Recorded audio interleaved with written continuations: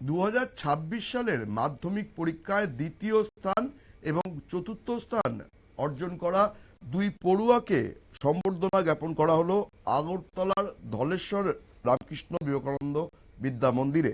তাদের ভালো ফলাফলে খুশি শিক্ষক শিক্ষিকা এবং পড়ুয়ারা। তাদেরকে এই সম্বর্ধনা দেওয়ার বিষয়ে কি জানালেন স্কুলের প্রধান শিক্ষিকা করুণা দেববর্মা, আমরা শুনে নেব তার বক্তব্য। ধন্যবাদ। প্রথমে বিবেকানন্দ বিদ্যা মন্দিরের শিক্ষক শিক্ষিকা এবং সবার পক্ষ হয়ে আমি আপনাদের অনেক অনেক শুভেচ্ছা এবং ধন্যবাদ জানাই। আজকে আমরা এখানে একত্রিত হয়েছি আমাদের কৃতি দুই ছাত্র ঐশিকা পাল এবং অস্মিত সূত্রধর। ওরা ত্রিপুরা মধ্যশিক্ষা পর্ষদ পরিচালিত মাধ্যমিক পরীক্ষায় ঐশিকা দ্বিতীয় স্থান অর্জন করেছে, অস্মিত সূত্রধর চতুর্থ স্থান অধিকার করেছে। তো এই উপলক্ষে আজকে আমরা বিদ্যা মন্দিরের পক্ষ থেকে ওদেরকে সম্বর্ধনা শুভেচ্ছা জ্ঞাপন করার জন্য আমরা আজকে প্রেয়ার মিটে একত্রিত হয়েছি।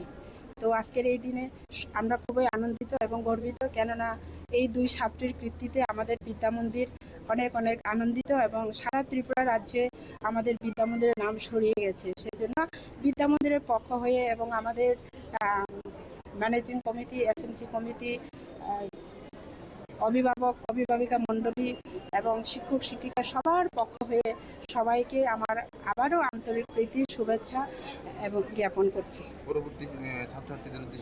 পরবর্তী ছাত্রছাত্রীদের উদ্দেশ্যে বলবো, আমাদের বিদ্যা মন্দির 2023, 24, 25 এখন 26 পরপর আমরা একইভাবে সাফল্য অর্জন করছি। 24-এ আমরা পেয়েছি অষ্টম স্থান, 25-এ পেয়েছি দ্বিতীয়, এবার 26-এ আমরা দুজনকে পেয়েছি। তো এই ধারা যেন আমরা বজায় রাখতে পারি ছাত্রছাত্রীদের।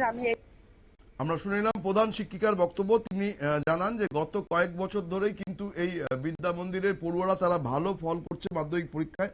আগামী দিনেও যাতে এই ধারা বজায় থাকে সেই আহ্বানই তিনি আগামী দিনের পড়ুয়াদের জন্য করেন। নজর রাখবো পরবর্তী সংবাদের দিকে, তার আগে নিয়ে নেব ছোট্ট বিজ্ঞাপন বিরতি।